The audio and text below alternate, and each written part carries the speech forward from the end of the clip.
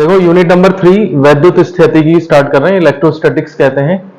11th कल class में तो नहीं, जो 12th क्लास करते हैं, 12th क्लास की फिजिक्स में पहला ही चैप्टर ये होता है। तो बिल्कुल सेम वही है, वही हमें यहाँ पे पढ़ना है। कुछ टॉपिक्स तुम्हें एक्स्ट्रा भी मिल सकते हैं और कुछ हटे हुए भी मिल सकते हैं, वो डिपेंड करेगा कि जनरल फिजिक्स और अप्लाइड फिजिक्स में क्या डिफरेंस है।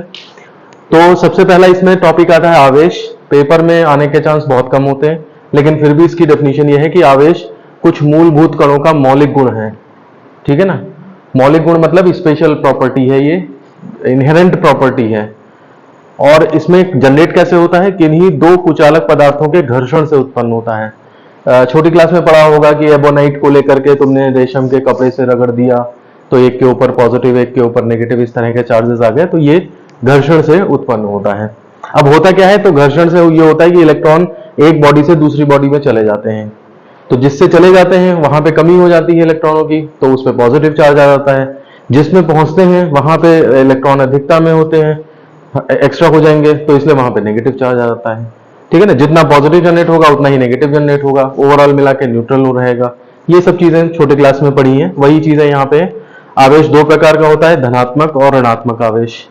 ठीक है ना, ये एक अदिश राशि है, अगर पेपर में पूछा जाता है या एक नंबर के क्वेश्चन में पूछा जाता है, तो इसकी कोई दिशा नहीं होती है। मात्रक इसका कूलाम होता है, सी से रिप्रेजेंट करते हैं, कैपिटल सी से। विमीय सूत्र AT है, कैसे आएगा, तो I is equal to Q upon T, ये फॉर्मूला होता है। तो Q is equal to I into T, और यहां से अब बीमा निकाल लो, तो एम्पियर को I करंट को A से और इसको T से। ठीक है ना, चाहो तो M0 L0 T0 लगाओ, T तो 1 हो जाएगा, M0 L0 लगाओ या ना लगाओ कोई खास फर्क नहीं पड़ता है। और न्यूनतम आवेश जो अवेलेबल है वो है इलेक्ट्रॉन का आवेश। ट्रांसफर होंगे तो इलेक्ट्रॉन की फॉर्म में ही ट्रांसफर होता है, तो एक इलेक्ट्रॉन, दो इलेक्ट्रॉन, तीन इलेक्ट्रॉन, इस तरह से ही ट्रांसफर होंगे। इलेक्ट्रॉन जो है तोड़ा नहीं जा सका अब तक, तो इसलिए सबसे छोटा आवेश जो पॉसिबल है वो इलेक्ट्रॉन का आवेश है, और इसकी वैल्यू भी ध्यान रखना 1.6 10 टू द पावर -19 कूलम। ठीक है ना, अगर कहीं पे अवेलेबल होगा तो इतना ही प्लस, मिनिमम पॉजिटिव चार्ज वो भी इतना ही अवेलेबल होगा, मिनिमम नेगेटिव चार्ज वो भी इतना ही अवेलेबल होगा, क्योंकि एक इलेक्ट्रॉन किसी पे एक्स्ट्रा आ गया तो इतना ही नेगेटिव चार्ज आ गया, एक इलेक्ट्रॉन कम पड़ गया तो इतना ही पॉजिटिव चार्ज आ गया। इसके बाद आगे देखते हैं सीजीएस मात्रक, ये तो कूलम हो गया है इसमें एसआई सिस्टम में, और सीजीएस सिस्टम में मात्रक ESU, इलेक्ट्रोस्टैटिक यूनिट, इस तरह से, या फिर इसे स्टैट कूलम भी कहते हैं, या फिर इसे फ्रैंकलिन भी कहते हैं। और एक coulomb is equal to 3 × 10 to the power 9 ESU होते हैं। ये ऐसे याद रखना जनरल नॉलेज के पर्पज से, बाकी इसका कोई खास वो नहीं है, क्योंकि हमारी जो फिजिक्स होती है वो सब आजकल एसआई सिस्टम में ही चलती है ज्यादातर, तो इसलिए कोई खास नहीं है।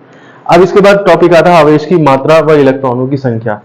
कितने इलेक्ट्रॉन ट्रांसफर होंगे तो कितना आवेश आएगा, ये चीज अगर कैलकुलेट करनी है तो किस तरीके से करी जाती है। तो अगर मान लिया नंबर ऑफ इलेक्ट्रॉन्स हमारे पास सपोज करो n है, और इलेक्ट्रॉनिक चार्ज यानी कि एक इलेक्ट्रॉन पे आवेश जो है वो हमारा सपोज करो E है, तो जो चार्ज आएगा या जाएगा वो तुम्हारा ±NE, इस तरह से ये फॉर्मूला दिया जाता है। ठीक है ना, जाहिर सी बात है, कॉमन सेंस है, कोई इसमें कोई ऐसी फिजिक्स नहीं है कि जो समझ में ना आए। भाई एक इलेक्ट्रॉन दिया तो 1 E के बराबर चार्ज आएगा, 2 दिए तो 2 E के बराबर, 3 दिए तो 3 E के बराबर। अगर दिए हैं इलेक्ट्रॉन, चले गए हैं सिस्टम से तो पॉजिटिव आएगा, आ गए हैं सिस्टम पे तो नेगेटिव चार्ज आएगा।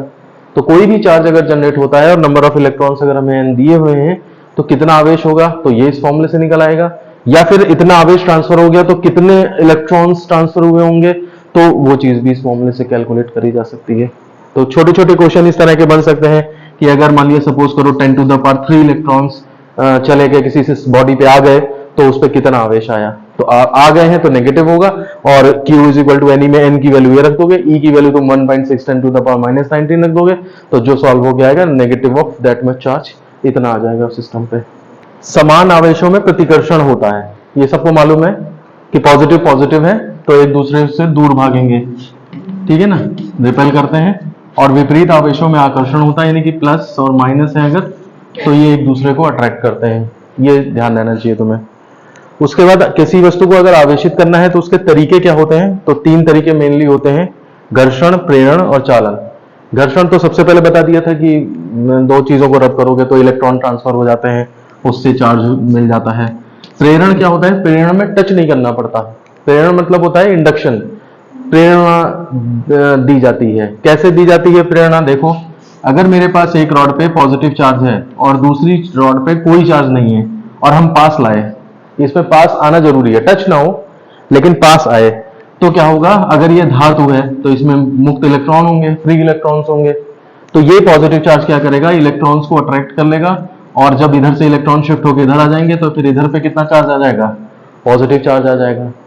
तो कहने का मतलब यह है कि पॉजिटिव चार्ज ने इलेक्ट्रॉन्स को अट्रैक्ट किया तो नेगेटिव, और इधर पॉजिटिव आ गया। तो हम ऐसे कहेंगे कि प्रेरण के सिद्धांत से इसका ये सिरा नेगेटिवली चार्ज हो गया और वो सिरा पॉजिटिवली चार्ज हो गया। समझ रहे हो बात को? लेकिन अभी भी टोटल चार्ज कितना है? न्यूट्रल है, क्योंकि जितना इधर आया उतना इधर और उतना ही इधर है। अगर ये तुम्हारा +3 कूलम है तो ये -3 कूलम और ये +3 कूलम रहेगा। समझ रहे हो? अब क्या करना है तुम्हें? इस वाले सिरे को अर्थ कर दो, बस अर्थ से जोड़ दो, तो इलेक्ट्रॉन्स जो होंगे वो क्या होंगे? यहां से आकर के इसे न्यूट्रलाइज कर देंगे, और ये इलेक्ट्रॉन्स नहीं भागेंगे क्योंकि ये तो इसने रोक के रखे हैं। अब एक बार जब यहाँ का चार्ज चला जाए, ये वाला चार्ज चला गया इसमें, तो अर्थ से कनेक्शन काट दो, तो क्या हो जाएगा? ये माइनस यहाँ पे है और यहाँ कुछ नहीं बचा। अब चुपचाप से ये रॉड हटा लो, तो अब ये नेगेटिव क्या होगा? फैल जाएगा पूरे पे। तो जो हमारी रॉड जो है वो न्यूट्रल थी, वो अब क्या हो गई? नेगेटिवली चार्ज हो गई। कुछ समझ आ रही बात? ऐसे ही नेगेटिव चार्ज लाओ तो वो इलेक्ट्रॉन रिपेल होकर उधर भाग जाएंगे और इधर पॉजिटिव चार्ज आ जाएगा। फिर जब जोड़ोगे अर्थ से तो वो इलेक्ट्रॉन अर्थ पे चले जाएंगे, है ना, और पॉजिटिव बचेगा। फिर धीरे से ये रॉड हटा लो, तो हटा लोगे रॉड तो फिर ये अट्रैक्ट थोड़ा ना होंगे, फिर ये फैल जाएंगे पूरे पे। तो किसी भी बॉडी को प्रेरण के तरीके से बिना टच कराए भी चार्ज किया जा सकता है। ठीक है ना? और चालन क्या होता है? चालन में ये होता है कंडक्शन, इसमें टच करा देना होता है। इसी रॉड को हम इस पे टच करा देंगे। समझ रहे हो बात को? तो इस पे टच कराने से क्या होगा? ये पॉजिटिव है, ये नेगेटिव है। ये इलेक्ट्रॉन जो खींच करके यहाँ पे आ रहे थे, जब टच होगा तो ये इलेक्ट्रॉन फिर इसमें चले भी जाएंगे साथ में। कुछ समझ आ रही बात? और जब इसमें चले जाएंगे इलेक्ट्रॉन्स तो इसके चार्ज को तो कम कर देंगे, क्योंकि प्लस और यहां से जब इलेक्ट्रॉन चलेगा तो पॉजिटिव वहां पे आ जाएगा। तो कहा यह जाएगा कि यही वाला पॉजिटिव वहां पहुंच गया। अंदर मैकेनिज्म अलग हो रही है, ठीक है ना, लेकिन कहा यह जाएगा कि यही पॉजिटिव वहां तक मूव कर गया, जाकर के उसको टच कराया। तो जैसे पारस पत्थर नहीं होता है, लोहे को टच करके सोना बना देता है, ऐसे बोला जाता है। हालांकि ऐसा होता कुछ नहीं है, लेकिन वैसे ही यहाँ पे है, प्लस को टच किया प्लस आ जाएगा। तो वो कैसे आएगा? तो इलेक्ट्रॉन्स अट्रैक्ट करेगा, वो चलते हुए इसमें भी पहुंच जाएंगे और अल्टीमेटली वहां पे पॉजिटिव आ जाएगा, यहाँ का कम हो जाएगा। तो हम ये मान के चलेंगे कि यहाँ का जो कम हुआ वही वहां पे आ गया पॉजिटिव।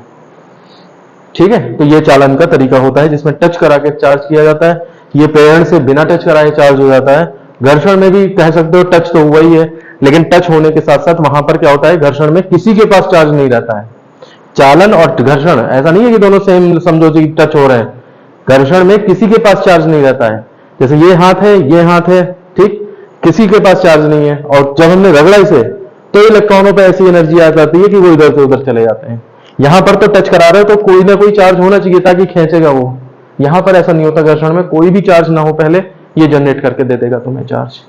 ठीक, दो डेफिनेशंस और हैं जो 12th क्लास में बहुत इंपॉर्टेंट होती हैं, यहां पर उतना ज्यादा इंपॉर्टेंट नहीं है, लेकिन आए पेपर में तो कुछ ना कुछ लिख पाओ इसलिए हम बता रहे हैं। एक डेफिनेशन होती है आवेश संरक्षण का सिद्धांत। तुम्हें मालूम है पूरी फिजिक्स में जो है वो संरक्षण के सिद्धांत जो है वो 4 तरह के हैं। क्या क्या है? एक है तुम्हारा ऊर्जा संरक्षण का सिद्धांत। ये 4 नियम पूरी फिजिक्स में कहीं भी आज तक गलत साबित नहीं हुए हैं, फंडामेंटल प्रिंसिपल्स कहे जाते हैं। दूसरा होता है रेखीय संवेग संरक्षण का सिद्धांत। तीसरा होता है कोणीय संवेग संरक्षण का सिद्धांत, और चौथा होता है आवेश संरक्षण का सिद्धांत। इसके अलावा किसी मतलब लॉ की जरूरत नहीं है। इसके अलावा जितने भी लॉज हैं फिजिक्स के वो कहीं ना कहीं इसी पे आधारित हैं।